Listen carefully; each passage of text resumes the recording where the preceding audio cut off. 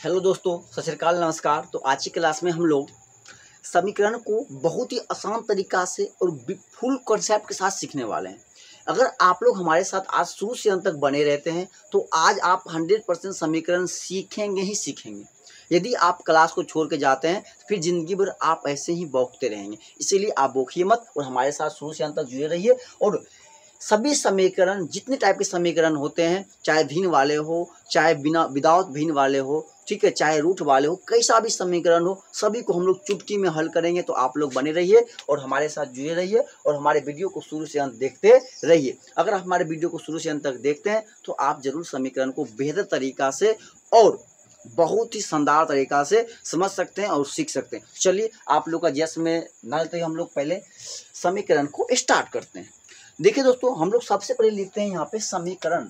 सबसे पहले हम लोग समझते हैं कि समीकरण होता है क्या। रियल में समीकरण है क्या, ठीक है, समीकरण है क्या। दोस्तों, समीकरण को समझाने से पहले हम आपको एक चीज समझाना चाहेंगे, ठीक है। वो हमारा क्या होता है, समझिएगा। समीकरण को समझने से पहले हम आपको समझाना चाहेंगे एक चर राशि, ठीक है, और एक हम समझाना चाहेंगे आपको अचर राशि, ठीक है। ये समीकरण को समझने से पहले हम ये दो चीज आपको समझाने का प्रयास करूंगा।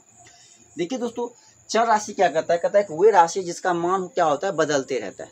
जी समझिएगा, हम यहाँ पे लिखते हैं क्या कि मान लीजिए x बराबर 2, लेकिन कहीं x बराबर आपका आंसर 4 भी आता है, कहीं x बराबर आपका माइनस का 6 भी आता है, कहीं x बराबर माइनस का 10 भी आता है, कहीं x बराबर क्या होता है, माइनस का 5 भी आता है। अब बताइए, यहाँ पे समझने का प्रयास करिएगा। सभी तो वैल्यू क्या है, सभी का तो x ही है, सभी क्या है, x ही है, लेकिन सभी का वैल्यू क्या है, अलग है, सभी का मान क्या है, अलग है। मतलब x बदल रहा है, जैसे उसका स्थान बदल रहा है। देख रहे हैं, पहले यहाँ x है, 2 है, देखिए स्थान बदला तो 4 हो गया, स्थान बदला 6 हो गया, स्थान बदला माइनस का 10 हो गया, मान लीजिए स्थान बदला माइनस का 5 हो गया। तो मतलब क्या हो रहा है, इसका मान बदल रहा है। तो इसी को दोस्तों हम लोग कहते हैं चर राशि। मतलब जब से स्थान बदला, यदि उसके वैल्यू में परिवर्तन आ गया, उसके मान में परिवर्तन आ गया, तो वो कहलाता है चर राशि। जैसे मान लीजिए हम यहाँ पे लिखते हैं y, मान लीजिए हम लिखते हैं y बराबर 5, कहीं हम लिख दें यहाँ पे y बराबर मान लीजिए माइनस का 10, हम लिख दें यहाँ पे y बराबर 1/2, हम यहाँ पे लिख दें y बराबर का √3। अब ये सभी देखिए y ही है, ये सभी क्या है, y है, लेकिन इसका मान क्या है, देखिए डिफरेंट है, इसका मान क्या है, डिफरेंट है। तो वैसी राशियां जिसका मान क्या होता है, स्थान में परिवर्तन होने के साथ उसके मान में यदि परिवर्तन होता है, तब वो राशि चर राशि कहलाती है। इसको हम लोग बोलते हैं वेरिएबल यूनिट या क्वांटिटी बोलते हैं। तो बताइए, क्या आपको दिक्कत है समझने में, आसानी से समझ गए होंगे। तो चर राशि क्या होता है, आप आसान से बोल सकते हैं सर वही राशियां जिसका स्थान बदलने के साथ उसके मान में क्या होता है, परिवर्तन होता है, या जिसके मान क्या होते हैं, बदलते रहते हैं, वो कहलाते हैं चर राशि। वो क्या कहलाते हैं, चर राशि कहलाते हैं। कोई दिक्कत है, जैसे हम यहाँ पर लिख सकते हैं ना, एक्स वाई जेड ETC, ठीक है। ETC नहीं हम लिख सकते हैं, यहाँ पे ETC लिखेंगे तो बहुत ज़्यादा हो जाएगा। हमारे पास क्या होता है जनरली कि 13 होते हैं क्या, चर राशि, और बाकी सभी क्या होते हैं, अचर राशि। मतलब ABCD का जो हाफ होता है, ठीक है, M के बाद N से लेकर के हम यहाँ पे ये भी लिख सकते हैं, यहाँ पे हम लिख सकते हैं N से लेकर के डॉट Z तक जो हमारा होता है, ये सभी किस में काउंट आते हैं, चर राशि में काउंट आते हैं। किस में काउंट होते हैं, चर राशि में काउंट होते हैं। लेकिन हमें यहाँ पे ना ये तीन चीजें हम लोग समीकरण में ज्यादातर x y z ही प्रयोग करते हैं, x y और z ही प्रयोग करते हैं, इसीलिए हम यहाँ पे आपको x y z ही लिखें। बात समझ गए ना आप, नहीं समझे, चर राशि समझिए, जिसका मान सीधे बदलेगा वो राशि क्या कहलाएगा, चर राशि कहलाएगा। अचर राशि दोस्तों वे राशि जिसका मान क्या होता है, फिक्स होता है, वो कभी बदलता नहीं है। जैसे मान लीजिए यदि हम यहाँ पे 2 लिख दिए हैं तो आप कहीं भी जाइएगा 2 ही रहेगा, यहाँ भी लिखिएगा 2 ही लिखाएगा, यहाँ लिखिएगा 2 ही, यहाँ लिखिएगा 2 ही, मतलब कहीं भी जाइएगा अगर ये 2 है तो 2 ही रहेगा, मतलब यह फिक्स है। जैसे मान लीजिए हम यहाँ पर लिख देंगे 5, तो यह फिक्स है, कहीं लिखिएगा तो 5 ही लिखाएगा, कहीं लिखिएगा 5 ही होगा, 5 ही होगा। जैसे हम यहाँ पर लिख दिए 12, तो दुनिया में कहीं भी लिख जाएगा तो ये 12 का 12 ही रहेगा, मतलब इसके मान में कोई परिवर्तन नहीं आएगा। स्थान परिवर्तन करिए, समय परिवर्तन करिए, इसको शीशा में बंद कर दीजिए, कहीं भी रख दीजिए, ये भैया 12 है तो 12 ही रहेगा। मतलब जिसके मान में कोई परिवर्तन नहीं आएगा वो कहलाएगा आपका अचर राशि, इसको बोलते हैं हम लोग कांस्टेंट बोलते हैं, ठीक है। कोई दिक्कत है समझने में, कोई परेशानी है? चलिए अब हम लोग समीकरण को समझते हैं। देखिए समीकरण जो होते हैं, समीकरण सबसे पहले यहाँ लिखते थे एग्जाम्पल 12, 10, 12, 5, 2 सभी क्या होंगे हमारा, इसमें आ जाएंगे ETC, इसमें अनंत हो जाएंगे। और इसका जो शुरू से मान लीजिए A से लेकर के ए से लेकर के एम तक का जो लेटर होता है ये भी किसमें अचर में ही काउंट होते हैं। ठीक है, ये बेसिक बात है, इसको ध्यान रखिएगा, बस हो गया, और कोई विशेष बात नहीं इसका। अब हम लोग बात करते हैं समीकरण। देखिए समीकरण जो होते हैं वो एक बीजीय व्यंजक होता है। बीजीय व्यंजक का मतलब होता है कि जो उसमें चर और अचर दोनों राशियां होती है, और यहाँ पे क्या होता है कि दोनों राशियों का बीच में क्या होता है, तुलना होता है। तुलना का मतलब समझते हैं ना, कि दोनों को तोला जाता है, मापा जाता है। तो जब दोनों को तोड़ने मापने पर दोनों साइड क्या होते हैं, आपस में बराबर हो जाते हैं, उसी को हम लोग बोलते हैं समीकरण। जैसे हम आपको एक एग्जाम्पल एक समझाते हैं, हम लिखें कि x माइनस का 2 बराबर 4, x माइनस 2 बराबर 4। अब देखिए ये बराबर का मतलब क्या होता है, और इसी को बाबू नाम दिया गया है समीकरण। इसी को नाम दिया गया है समीकरण। इसी को हम लोग क्या बोलते हैं, समीकरण बोलते हैं। क्या बोलते हैं, समीकरण बोलते हैं। इसी को हम लोग समीकरण बोलते हैं, क्योंकि समीकरण वे क्वांटिटी होती है, वे राशियां होती है जिसमें क्या होते हैं कि दो पक्षों को क्या करते हैं, संतुलित करते हैं, समान करते हैं, उसे बोलते हैं हम लोग समीकरण। जैसे हम आपको एक एग्जाम्पल देते हैं, जैसे आप लोग गाँव में तराजू देखे होंगे, ठीक है, अभी वाला नहीं, इलेक्ट्रॉनिक वाला नहीं, पहले जो हाथ से तोला जाता था वो तराजू। तो देखते हुइएगा इस प्रकार से एक डंडा होता था, डंडे के बीच में एक रस्सी बांधा हुआ होता था, ठीक है, यहाँ पे ऐसे करके पकड़ने वाला, और इसमें देखते हुइएगा आप लोग, ठीक है, एक बर्तन टाइप का ऐसे गोलाकार टाइप का ऐसे होता था, ठीक है, इधर क्या होता है, वस्तु रखा जाता था। फिर मान लीजिए सेम चीज़ यहाँ भी होता होगा, ठीक है, ऐसे करके मान लीजिए। अब इसमें क्या होता है, आप लोग देखे होइएगा तो एक तरफ क्या होता है कि तराजू रखा था, ठीक है, जिसको हम लोग बोलते हैं वेट। अगर ये मान लीजिए अगर 5 केजी का वेट है, तो अगर मान लीजिए कोई दुकानदार के पास हम 5 केजी सामान ला लेंगे, राशन ला लेंगे, तो 5 केजी से एक तरफ जा लेगा। जब तक यह 5 केजी मान लीजिए आपका सामान नहीं पूरेगा, क्या आप राशन लीजिएगा, नहीं, कहेगा भैया आप बराबर नहीं हो, हम कैसे ले लेंगे, आप इसमें और डालिए, इसमें और डालिए। तो जब तक आपका बराबर नहीं होगा तब तक आप सामान लीजिएगा, नहीं, कहेगा भैया ये गलत बात है, ये सही बात नहीं है। तो वही बात समीकरण होता है। समीकरण में क्या होता है कि दोनों पक्ष क्या होते हैं, बराबर होते हैं। अब दोनों पक्ष बराबर होते हैं, कहिएगा सर यहाँ तो 4 है लेकिन यहाँ पे x माइनस का 2 कैसे बराबर है। तो बस हमें ये 4 मुझे पता है कि 4 फिक्स है, ये 2 मुझे पता है कि 2 फिक्स है, लेकिन अभी हम क्या बताएं, ये जो x है ये तो फिक्स नहीं है, इसका मान मुझे पता है, नहीं पता है। जैसे मान लीजिए एग्जाम्पल के साथ आपको समझाते हैं, जैसे आप मार्केट गए आम खरीदने, मार्केट गए कितना, आम खरीदने गए। यदि आप आम खरीदने गए तो आपको पता है कि हम 5 केजी आम ले रहे हैं, 5 केजी भी ले रहे हैं, और सामान में भी क्या ले रहे हैं, आम ले रहे हैं, सामान में भी क्या ले रहे हैं, आम ले रहे हैं।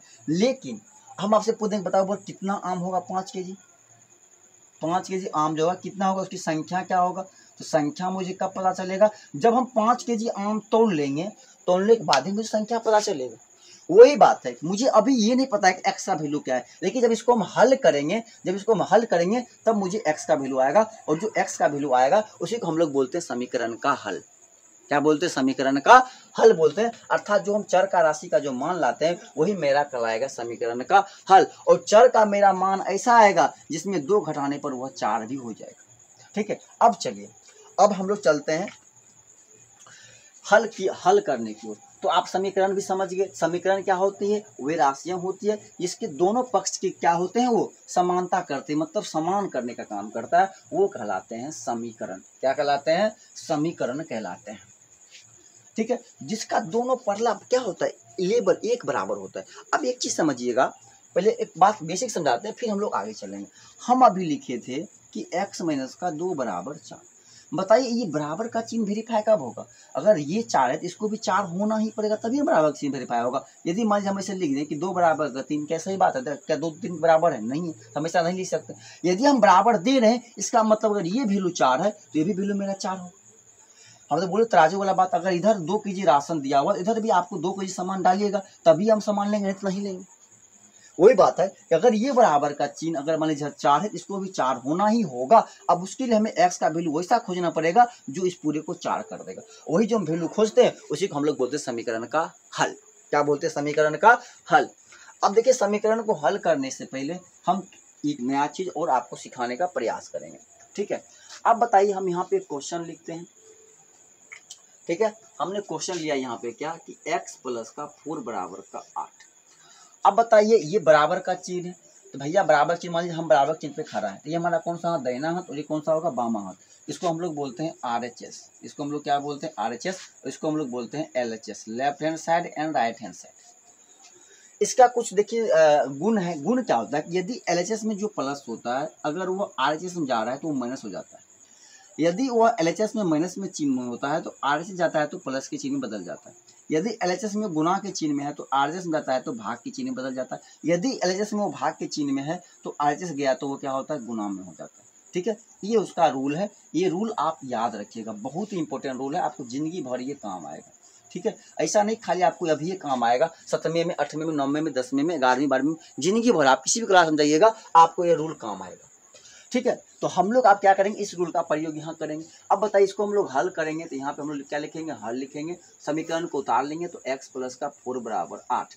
अब हमें निकालना है x का वैल्यू, तो x का वैल्यू निकालना होता है। इसमें क्या होता है बताइए, समझिएगा कि जो चर राशि होता है उसको एक तरफ और जो अचर राशि होता है उसको एक तरफ करना होता है। ठीक है, अब यहाँ पे चर राशि मेरा एक सिंगल है, यहाँ पे अचर राशि 2 है, इसका मतलब अचर वाले को हमको क्या करना है, एक तरफ करना है। तो हम क्या करेंगे, अचर वाले को उधर ले जाएंगे। अब अचर वाले को उधर ले जाएंगे, बताइए तो x बराबर क्या हो जाएगा, बताइए इधर ये प्लस है, यदि इधर प्लस है उधर जाएगा तो क्या हो जाएगा, माइनस हो जाएगा। इसका मतलब 8 माइनस का 4 हो जाएगा।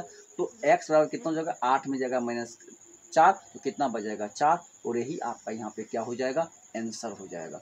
अब आंसर हो गया। अभी हम क्या बताएं कि हमें अगर x प्लस का 4 बराबर 8 है, इसका मतलब अगर ये 8 है तो ये भी मेरा क्या आ गया, 8 आ गया। अब बताइए अगर x का वैल्यू कितना आ गया, 4 आ गया, तो अब यहाँ पे रखिए तो x प्लस 4 बराबर कितना हो गया, 8, और x का वैल्यू कितना आ गया, 4, तो 4 प्लस का 4 बराबर बताइए 8 नहीं आएगा, क्या आपका 8 आ गया।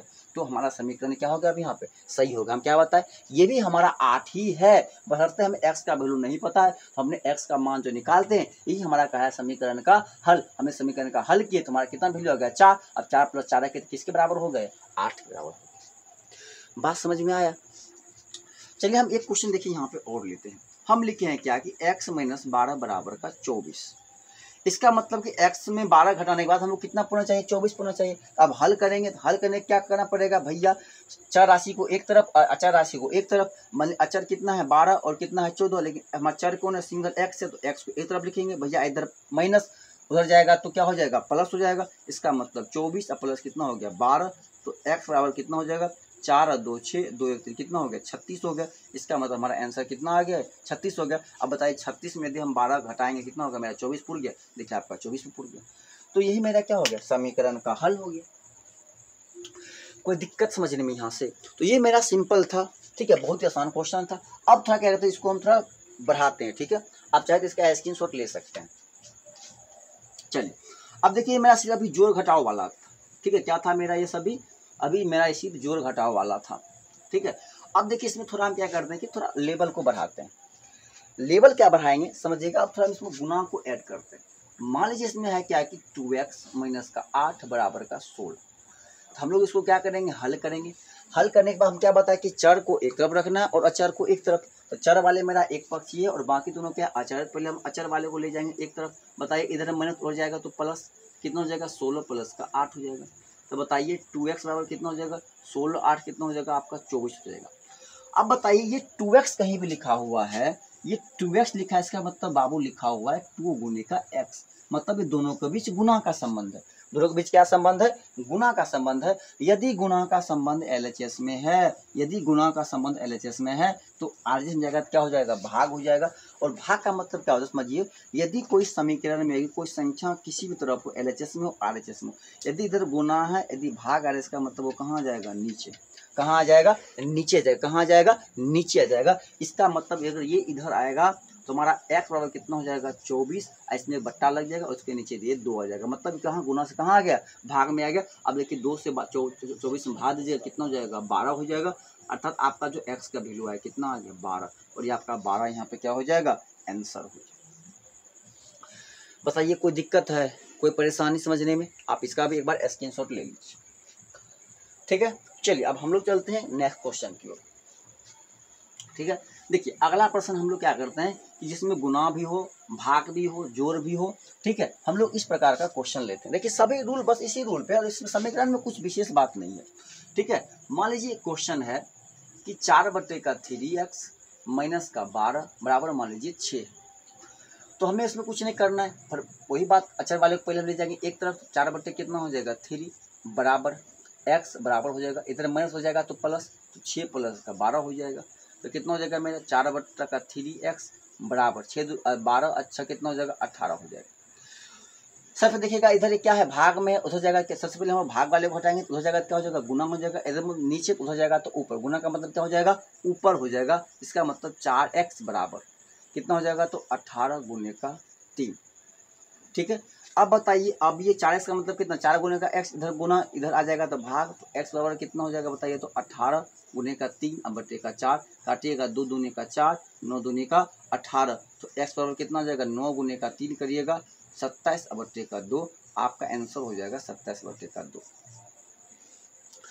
कोई दिक्कत है, कोई परेशानी, अगर आपको कोई परेशानी लग रहा है तो आप लोग कमेंट जरूर करिएगा। ठीक है, तो इस प्रकार से क्वेश्चन होता है। ठीक है, अब इसी में क्या करेंगे, आपको देखिए दोनों तरफ दे देगा चर राशि, दोनों तरफ अचर राशि, समझिएगा क्वेश्चन को। अब इसमें क्या करेगा, देखिए इसी समीकरण में आपको थोड़ा और लेवल बढ़ा देगा। लेवल क्या बढ़ाएगा, इसको लिख देगा कि 9x माइनस का 6 बराबर 3x प्लस का 12। तो आपसे पूछेगा कि x का मान निकाले। अब सिंपल सी बात क्या बताए कि भैया चर वाले को एक तरफ और अचर वाले को एक तरफ रखिएगा। अब हल करेंगे तो बताइए 9 हमारा क्या है 9x चर राशि वाले हैं, और इधर चर वाले कौन है 3x, इधर प्लस इधर आ जाएगा तो माइनस हो जाएगा, इसको कर लेंगे माइनस, बराबर 12 है 12, बताइए अचर कितना है 6, माइनस में इधर जाएगा तो क्या हो जाएगा प्लस का 6। अब बताइएगा 9 में से 3 जगह कितना बच जाएगा 6x, बताइए 12 अच्छा कितना हो जाएगा 18।